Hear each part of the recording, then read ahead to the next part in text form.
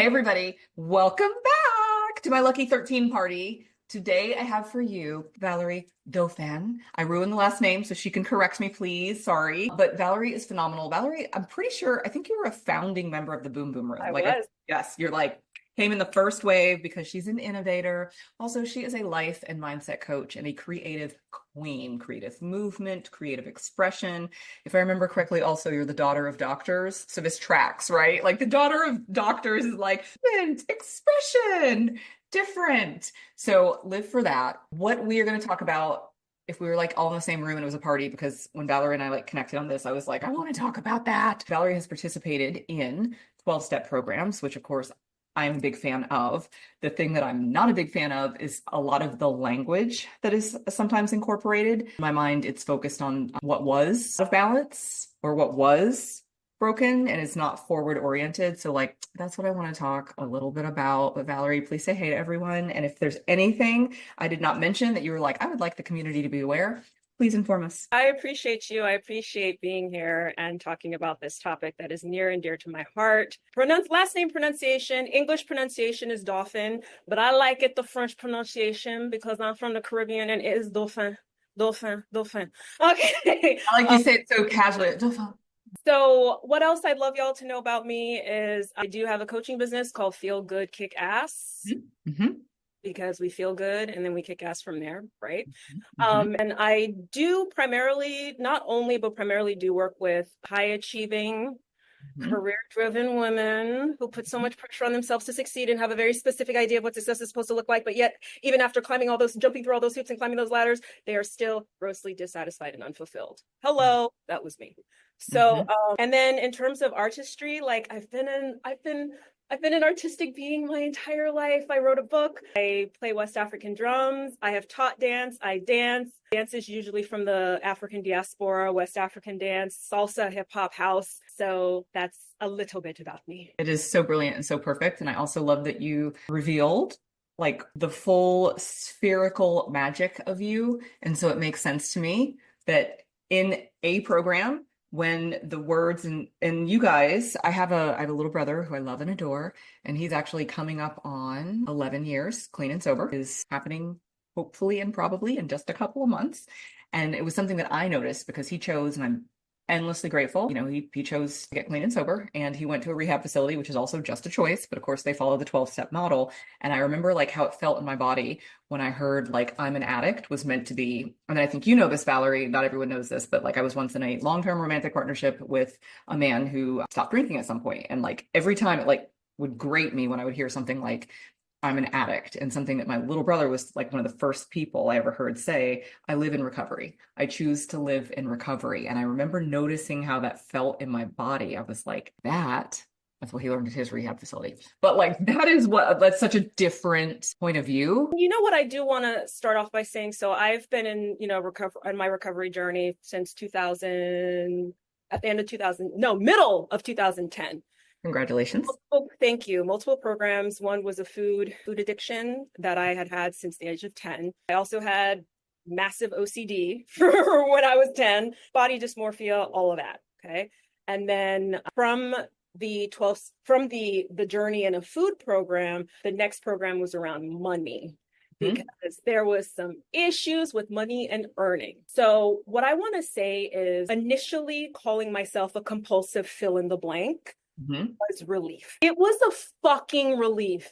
Yeah. Because after doing so many different diets or so many other, financial gurus or whatever, they never touched the thing.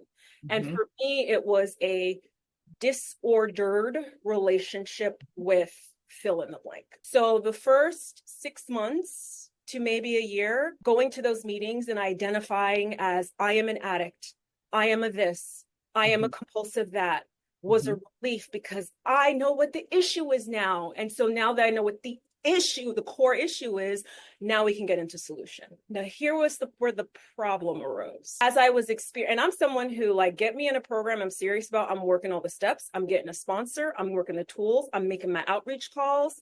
Like that is an integral part of my life. Like it's, but I consciously chose to leave 5 years after the initial thing of, oh my God, I can't utter these words out of my mouth anymore. Because what was also happening, in addition to me being in the recovery rooms and working my recovery programs, is I was also into metaphysical principles.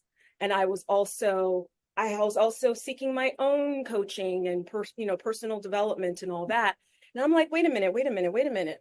Every time I open my mouth, it's no longer a sense of relief. It's no longer a sense of, because I'm experiencing what it's like to be on the vibration of recovery, of, what's the opposite side of the financial shitstorm that I was going through, was thriving. I was also in a program for like relationships. And on the flip side of I'm compulsive in this way is satisfying healthy relationships. With the food, it was no longer, right?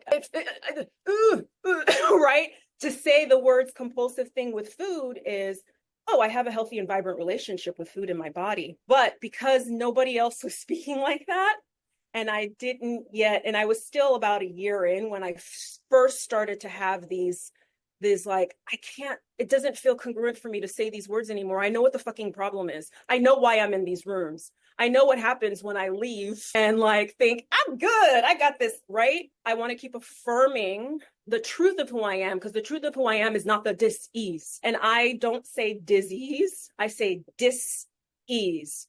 Because, one of the many teachers that I follow is Dr. Bruce Lipton.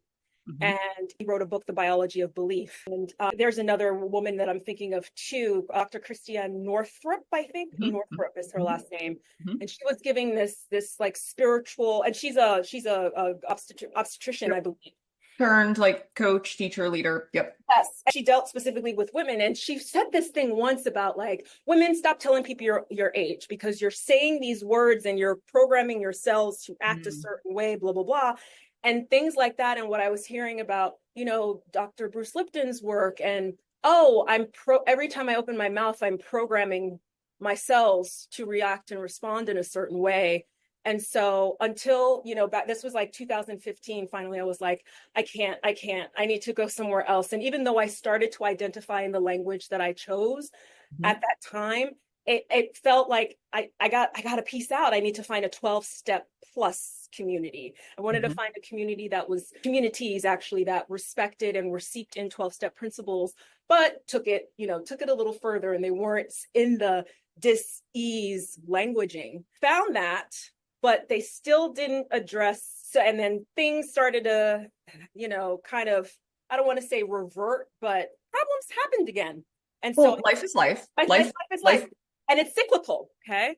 So something else too that I realized, and I'm back now in my core programs, and I have no intentions of leaving. And I found a way to integrate the languaging that works for me. And I share it in meetings. I say it. And I used to think that if I spoke in this way, then the old timers, which I myself, like I've been in 2011, so 14 years, like some people would consider me an old timer at this point. But I was like afraid of, feeling this external, oh, she's lying to herself. She's in denial. She thinks she's got this linked. It's none of my fucking business what other people think.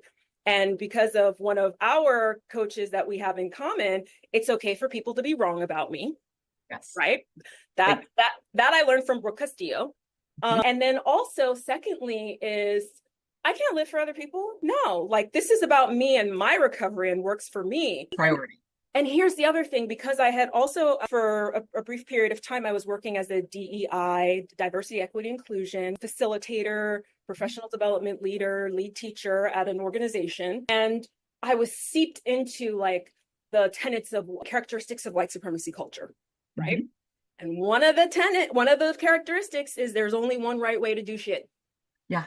And so seeing how that was playing out in the 12-step recovery with like, you can only identify. And here's the thing, nobody was saying this, but there was like this, it felt like there was this energy, and I could hear it in other, having one-on-one conversations or hearing whether people be like, oh no, like blah, blah, blah, blah. And it's just, at the end of the day, I am congruent with who I am and how I choose to identify. And I was actually at a meeting yesterday, and I was giving a lead share for those who are not in recovery. Like, what's a lead share? It's, 10 minutes, anywhere from 10 minutes to an hour, where there's a speaker who talks about like what their experience with the program, what they've gotten from it, and basically to provide experience, strength, and hope for others. Okay. So I was giving a lead share yesterday, and inadvertently I started talking about, so my name is Valerie and I compulsively thrive, or I'm compulsively thriving. Sometimes I say I am thriving. And to hear other people's feedback for me in their shares, like, oh my gosh, like I love that you say that. And I could hear their sigh of relief, and to hear how some of them were like, you know what, I'm going to take that too. My name is so-and-so and I'm compulsively thriving. And another person had shared, like, they had left their program a number of years ago because they couldn't get down with the language. And one of the reasons why I really wanted to talk about this is there are options. We have options on how we choose to identify, and every individual's recovery is their individual recovery. And if anybody else has anything to say about that, they're not your people.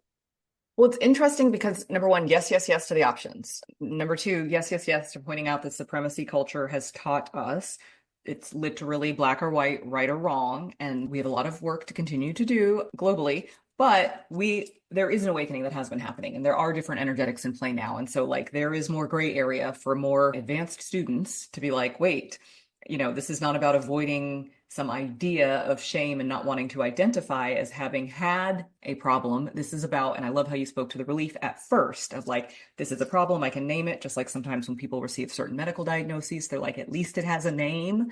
And now we know a treatment plan. And yet at some point you outgrew that. And we're like, hey, I'll tell you what I was dealing with, but now I want to talk about embody. That was our timer.